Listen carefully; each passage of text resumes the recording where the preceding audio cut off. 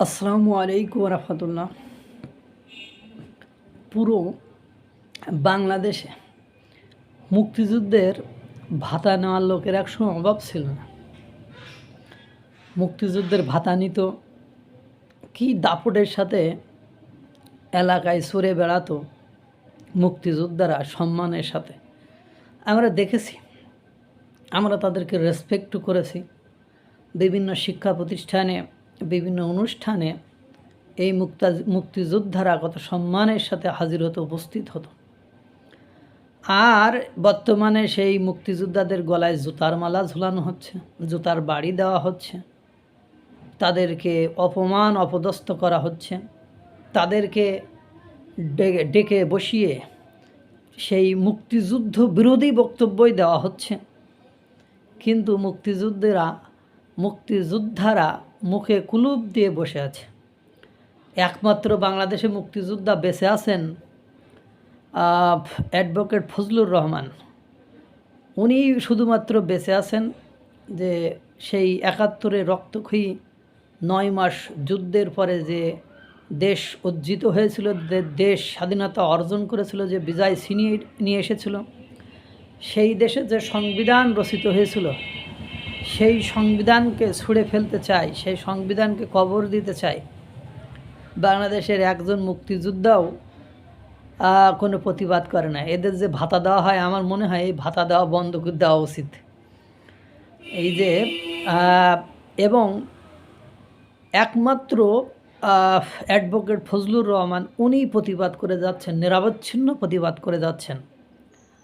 বঙ্গবন্ধুর বাড়ি ভাঙা থেকে শুরু করে পুরো বাংলাদেশে বঙ্গবন্ধুর মোরাল ভাঙচুর, বঙ্গবন্ধুকে বাংলাদেশের জনকের পরিবর্তে ফ্যাসিবাদের জনক বলে স্বীকৃত করা, বীরশ্রেষ্ঠ ৭ জনের মোরাল ভেঙে ফেলা, বিজয় সরণিতে বিজয়ের যে ভাষা আন্দোলন থেকে শুরু করে বিজয়ের যে চিত্র ছিল সেগুলো ভেঙে ফেলে সেখানে জুলাই স্মরণে গণমিনার, কেন ওগুলো যেগুলো ছিল ওই স্মৃতির পাশে আরও কিছু সেই গণমিনার হোক আর গণকবর হোক, সেগুলো তো করা যাইতো না।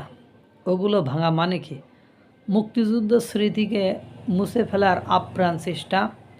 এবং মুক্তিযোদ্ধারা যেভাবে মুখে কুলুপ দিয়ে বসে আছে, কস্টেপ মেরে বসে আছে, এখন আমার মনে হয় বাংলাদেশে একমাত্র only one advocate Fazlur Rahman ছাড়া বাংলাদেশের সমস্ত মুক্তিযোদ্ধার নৈতিক পরাজয় হয়েছে, তাদের মরণ হয়েছে, তারা মারা গিয়েছে।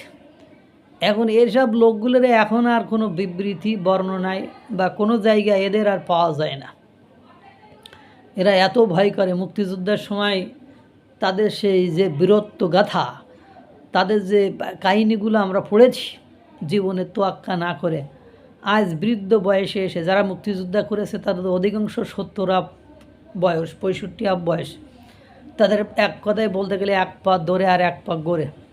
তারা তাদের সেই অর্জিত স্বাধীনতার সকল অপমান মানে দেখে তারবার মারা যাচ্ছে, এটাই মনে হয় ওনাদের সর্বশেষ সফলতা বলে ওনারা ভাবছেন।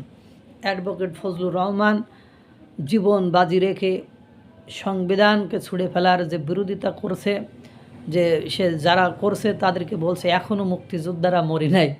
তো অ্যাডভোকেট ফজলুর রহমান, আপনি ছাড়া তো কেউ বেঁচে নাই, তাহলে আপনি এই প্রতিবাদ করে কি করবেন? আপনার সাথে যদি কাদের সিদ্দিকী, বঙ্গবীর কাদের সিদ্দিকী, লতিফ সিদ্দিকী, তারপরে আপনি যারা মিডিয়াতে বা কথাবার্তা বলেন বা মিডিয়াতে কথাবার্তা আগেও বলেছেন, যারা মুক্তিযুদ্ধকে ভালোবাসেন, মানে মুক্তিযুদ্ধের প্রতি জন্য মানে ডেডিকেটেড, উৎসর্গী প্রাণ, তারা যদি সকলেই প্রতিবাদ করেন, অবশ্য 16 ডিসেম্বর বিজয়, 26শে মার্চ স্বাধীনতা দিবসে আমরা একটা প্রতিবাদ দেখেছিলাম, সেটা পাবনাতে মুক্তিযোদ্ধাদেরকে অপমান করার চেষ্টা করেছিল, সেটার তারা প্রতিবাদ করেছিল। অ্যালং উইথ আপনারা জানেন যে ঢাকার মৎস্য ভবনের ওখানে একটা অনুষ্ঠানেও মুক্তিযোদ্ধারা প্রতিবাদ করেছিল। তারপরে কুষ্টিয়াতেও একই ঘটনা ঘটেছিল। এই ঘটনাগুলো আমরা দেখেছি। পাশাপাশি দেখা গিয়েছে তাদেরকে আর ডাকাই হয় না। মুক্তিযোদ্ধারা এখন আর বেঁচে নেই, তাদেরকে খাটো করে দেখা হচ্ছে।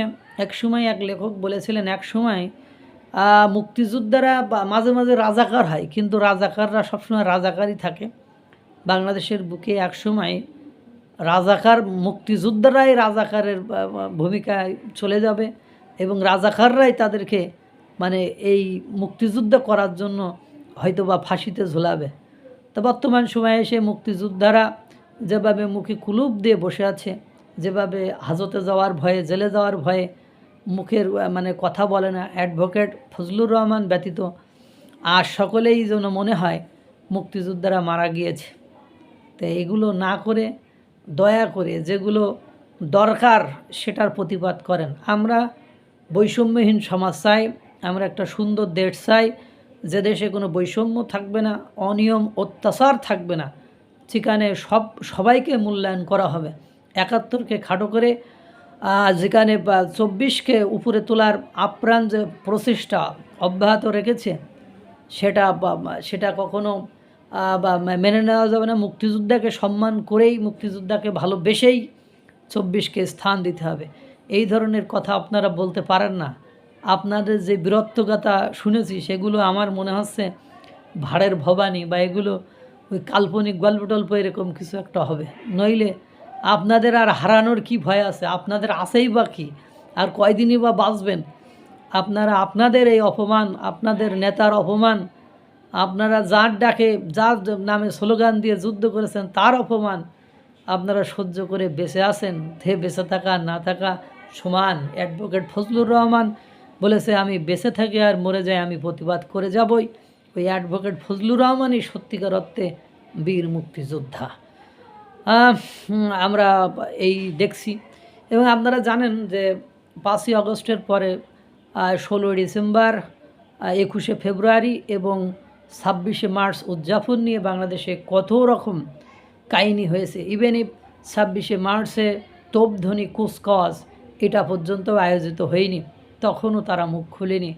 এগুলো বরদাস্ত করা মুক্তিযুদ্ধের পক্ষের শক্তিদের জন্য আসলেই কঠিন। অ্যাডভোকেট ফজলুর রহমান ছাড়া আর সকলকে অনুরোধ করা যাচ্ছে, একটু দয়া করে আপনাদের অস্তিত্ব বিলীন হওয়ার আগে আপনাদের অর্জিত, আপনাদের সেই 30 লক্ষ মা বোনের রক্তে অর্জিত বাংলাদেশের সংবিধান বা বাংলাদেশটাকে ধ্বংস হতে দিয়েন না। আল্লাহ তাআলা সকলকে ভালো রাখুক, সুস্থ রাখুক। আসসালামু আলাইকুম ওয়া রাহমাতুল্লাহ।